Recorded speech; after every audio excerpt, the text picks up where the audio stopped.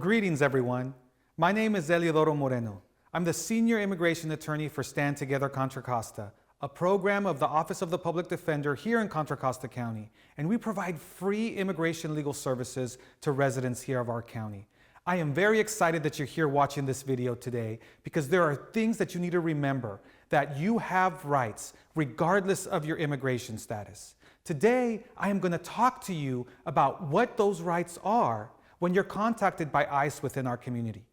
And you need to remember this, that to protect yourself and your family members, you need to know what these rights are. Now, remember that you have to act now. Knowledge is power, and you do not need to wait, and you need to be prepared. The last thing you want is for ICE to detain you or a family member, and you do not have a plan for care for your children, for your disabled family members, and you do not know what your rights are to provide you the most protection if you end up in immigration court later. So it's extremely important that you remember what these rights are, but the good thing is I'm here to explain them to you today. First, I want to begin with a Know Your Rights card that Stand Together Contra Costa has provided that we can give to you as a community member. This Know Your Rights card easily fits in your wallet or in your purse, and it contains your rights that I will explain to you today in a concise manner in both English and Spanish, and then you can have in that wallet to hand to an ICE officer or read it to them when you're trying to express your rights. Aside from that, our card also has our hotline number where you can call to get a free immigration consultation, or if you want to report ICE activity, or if you want to get assistance for a detained family member, or a consultation for a family member or a friend. Very important.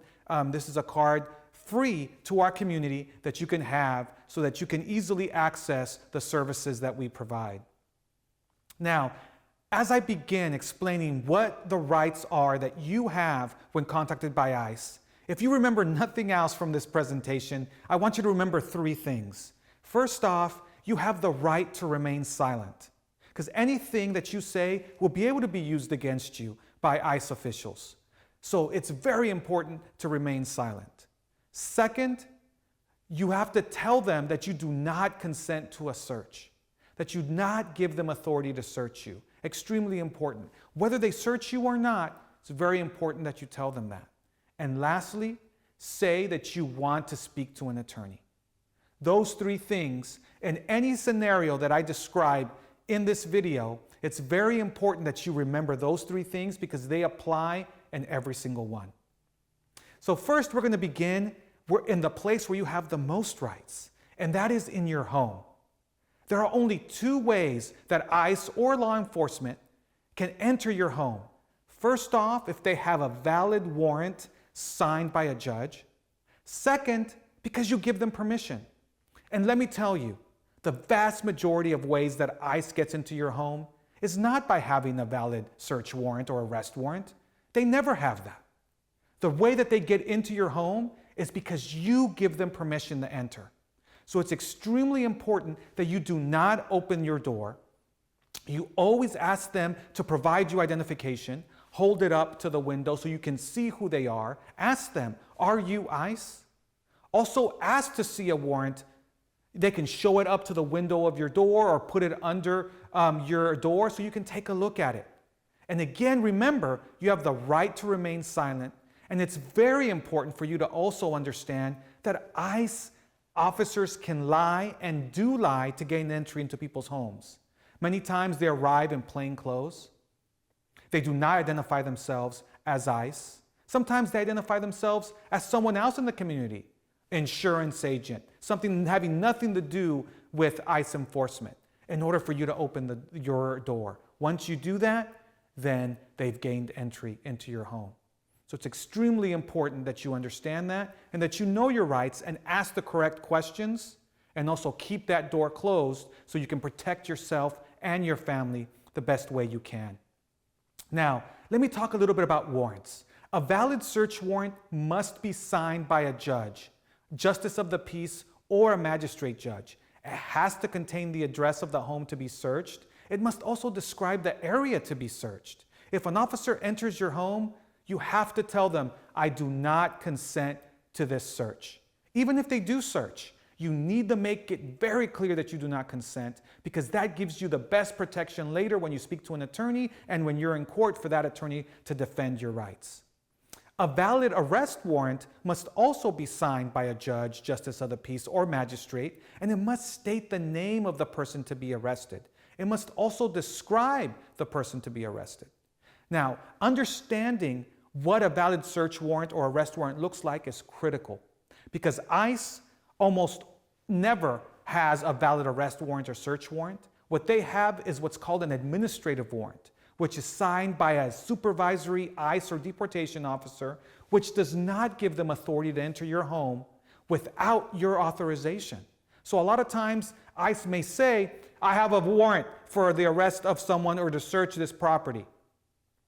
But really what they're trying to do is trying to get you to open the door so that then they can say you gave them authorization. So that's why it's very important for you to ask to see that warrant and check to make sure that it's a valid warrant. Here's an example of a valid arrest warrant. Your C circled up top, it says it's coming from a district court judge, okay, that's coming from a court. Then you'll see it's blacked out, but there is the name of the person that's specifically looked for the arrest. And you'll see at the bottom arrow has the signature of the judge. And at the bottom it says that it's a magistrate judge that signed this arrest warrant. That is a valid arrest warrant. Similarly, this next warrant is a valid search warrant. There you'll see again, it says that it's from a court. You'll see the first arrow clearly lists the address to be searched. You'll see the second arrow then explains by when the search must occur. And again, critically, look down at the bottom. It has a signature by a magistrate judge. Again, very important.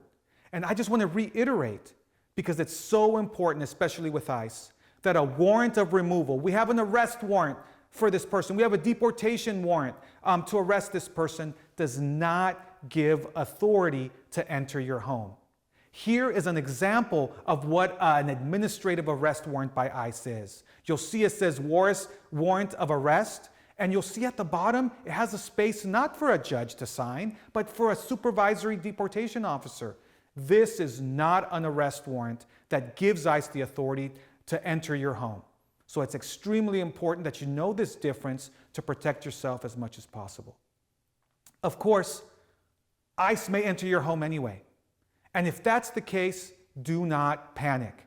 It's extremely important that you stay calm, inform them, do not run, inform them that you have children, elderly, or sick people in the home. Again, say that you do not consent to their entry or to the search of your home, but also pay attention to what the officers do, how they search, where they go. And as soon as they leave, make sure to write down everything that happened so that you can remember, because when you speak to an attorney, these are the details that are going to be very helpful for them to defend your rights in court afterwards. Very important for you to remember that and to protect yourself the best you can.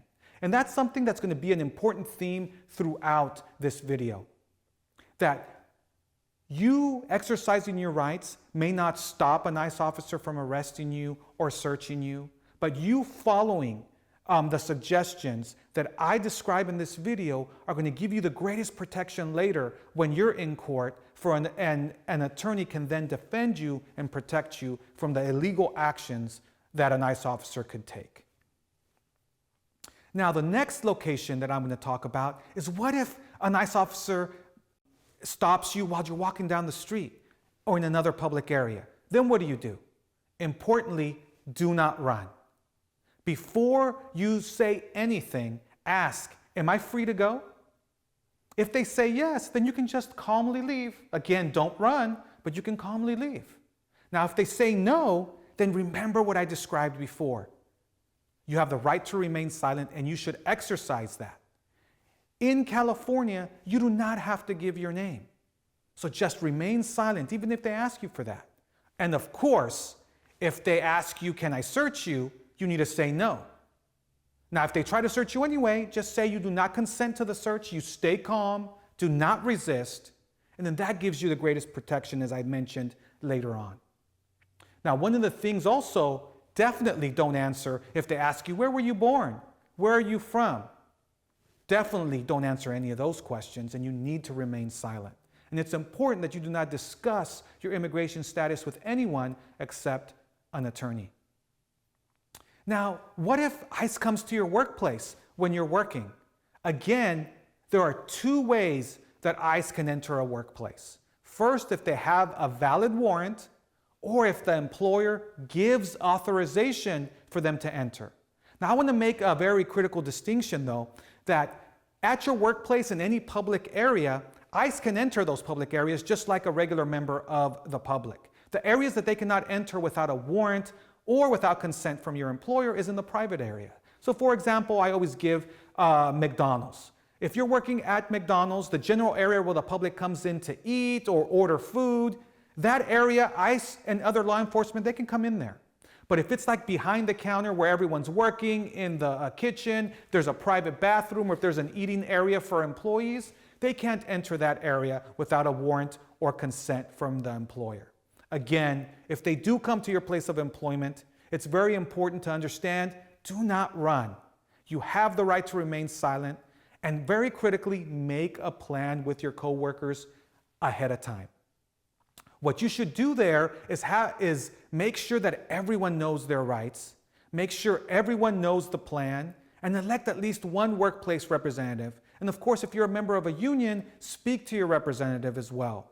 Having this plan will help protect you and your coworkers if ICE were to arrive. And again, tell them that you have the right to remain silent. Even if your employer gives authority to enter the private areas of your workplace, you still have the right to tell them, you cannot search me. I do not give you the right to search me. And you should definitely tell them that to protect yourself. Now, I'm going to move on to the next place, which is your car. And different laws apply when you are in your car. The reason is that there are three things that you must provide when you're stopped by ICE or any law enforcement officer while you're driving your car. That is your license, registration, and proof of insurance. Of course, do not lie or provide false documents. But also you need to understand that if then they start asking you, excuse me, where were you born? Or if they start asking you, hey, are you a U.S. citizen? You do not need to answer those questions, and you should not answer those questions because they're not proper questions to ask in a stop. And again, if they ask you to search your vehicle, you need to tell them very clearly, I do not consent to a search of my vehicle. And then you can just tell them that, if they start searching, make that clear again. They still search, like I said, do not panic, do not get aggressive, let them do what they're going to do, but later on, that's where you're going to provide the greatest protection when an attorney is trying to defend you in court. And remember, you have that right to remain silent. Aside from telling them that they don't have a right to search you and providing the three documents, don't answer any other questions. So what if you're a passenger in a car? What rights do you have? Again, do not run. Ask them if you're free to leave. And if you are, then you can leave. And again, you need to remember as well, you have a right to remain silent. What you also need to understand as a passenger, that even if the driver gives authority or gives consent for the ICE or law enforcement to search that vehicle, that doesn't give them the right to search you. Only you can give right to search you. So you can again say, I do not authorize that you search me. I do not give you that authority. Make sure to make that clear as a passenger in a vehicle. Now, what if you are detained by ICE or by other law enforcement? Remember, if you're detained by law enforcement, arrest or criminal charges could affect your immigration status. So it's very important to remain silent. You need to understand that you have a right to make a phone call and you have a right to have an attorney. And please, very critically, do not talk about your immigration information, status, or anything else with anyone other than your attorney. And also critically, you have the right to refuse, and you should not sign anything before speaking to an attorney first that's given to you by law enforcement. Very similarly, if you're detained by ICE and taken to an ICE detention center, you have a right to make a phone call, and you should demand that phone call. You also have a right to call your consulate if you want to do that. Again, you have the right to remain silent, and you should remain silent. Do not discuss your immigration status with these officers. Only discuss that with an attorney.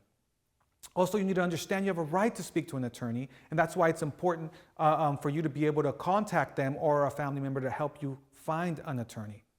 You also have the right to sign anything that's given to you before speaking to an attorney, and I highly recommend that you exercise that right. Many, many times, I ask someone to sign a document and the person doesn't know what's being signed, and they're either giving away rights or admitting to something that they never intended to do. So it's extremely important that you don't sign anything and first speak to an attorney.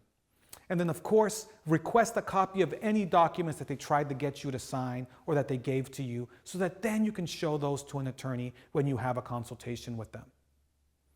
Again, as I mentioned at the beginning, you have to act now. That's why I'm so glad you're watching this video. Find an attorney. Get screened for immigration options. Register with your consulate, a church, or other community religious center. Very critically, make a family plan. That means make copies of all immigration and other important documents. Keep them in a safe space. Passport, birth certificates, and designate one person that if you are detained, that they know where those documents are, they can quickly access them, that give them authority to care for your children or some disabled loved one that you may have. Also, to care for any property that you may have. Make a child care plan is very important as well. You have to make sure that someone is designated to care for your children in case you are detained, to be able to make decisions, whether medically or for school, so they can continue to get that education while you are detained. Try to save as much money as you can, because it could become helpful in the future, especially if you're not able to work because you are detained. And make sure, again, that everyone in your family knows what their rights are. A lot of times I get asked as well, what should I carry with me? That's a very good question, and it's very important that you understand what to carry and what not to carry in case ICE were to contact you. If you're a lawful permanent resident, you should carry a copy of your green card or lawful permanent resident card, as they're both described. I wouldn't suggest carrying the original because you can either lose it or get it stolen, but a copy at least shows that you can show it to ICE showing that you are a lawful permanent resident. Now, if you're a U.S. citizen, you don't have to have proof of your U.S. citizenship. There's no law that requires you to go ahead and do that, so you don't need to. You could if you want to, but it's not necessary. If you're in immigration court, so you're undocumented, you're in immigration court trying to remain here in the U.S., you can have a copy of your the notice of your next hearing. If you applied for some benefit, then you can have a receipt notice of that application, carry it with you, and you can show it to an officer. But very, very important, if you have had no contact with ICE, do not carry any identification from another country. If ICE were to stop you and detain you, search you, and they find that ID, they immediately have proof of that you're from another country or born elsewhere. You do not want to give that to them. So do not carry that identification if you have had no contact with ICE. Also, we're also recommending people to carry proof that they've been in the U.S. longer than 2 years. In certain circumstances, people who have been here longer than 2 years can have more rights to more process. So we're asking people to do that. Maybe have a rental agreement, utility bills with them, vaccination records, something that can show that you've been here longer than 2 years, because if you are detained, then you can show them that evidence.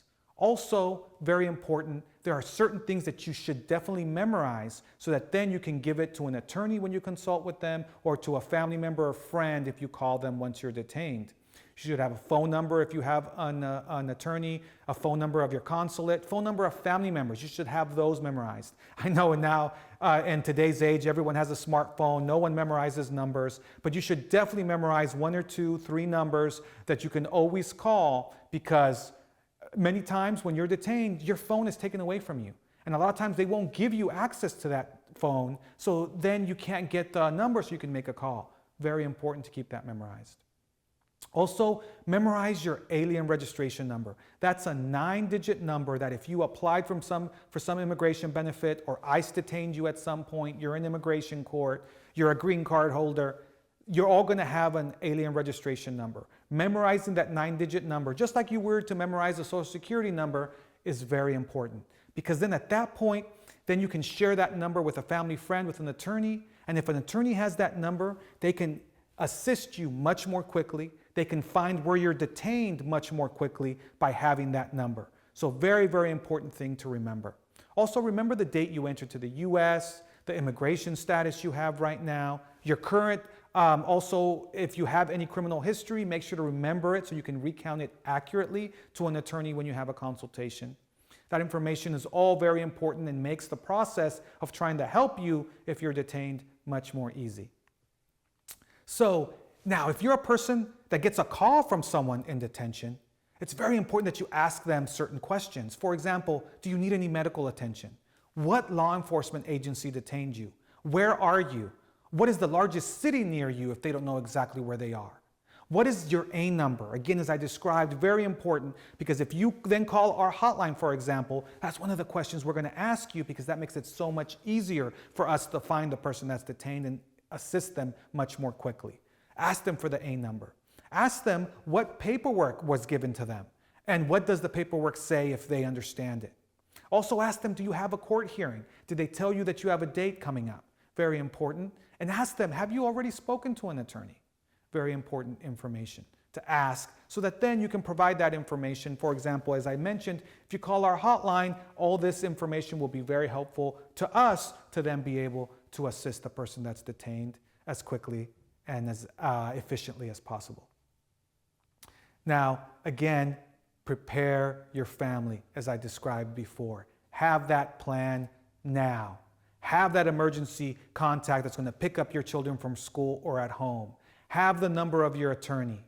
Make sure that you give instructions for anyone that needs medication or different medical care, especially if they're disabled. Have money saved in case you have to pay for an immigration bond to get out of custody or for immigration services. Also, if you have young children, prepare a caregiver's affidavit for your children. On the website where you're watching this video, there's a link to the caregiver's affidavit. You can click on it. It gives you instructions how to prepare it. And what this caregiver affidavit does is that it gives a person authorization to make school decisions and medical decisions for your child while you're detained. I would prepare that document, keep it in a safe space with the other important documents that you have, and then if you get detained, the person that you designated can grab all those documents, have that affidavit, give it to the school or to the doctors so that they can make decisions for your child that are necessary for them to continue going to school or get the medical care that they need. Very important that you do this. Again, having that plan. Of course, if you have any questions, please call our hotline. Our number is 925-900-5151. Again, 925-900-5151. And that number you can call at any time. If we do not answer, leave us a message. We will call you back immediately, and then we can give you that free consultation. If you want to report ICE activity, report that someone is detained, we'll get that information and try to help them as quickly as possible. Thank you for watching this video. I truly believe that it is extremely important for all of us to know our rights, for us to defend ourselves, the people in our community, especially as things are going on right now in our communities with the fear that everyone is having. So I thank you for watching this video, and please share it with others, and I look forward to seeing you out in that community. Thank you and have a good day.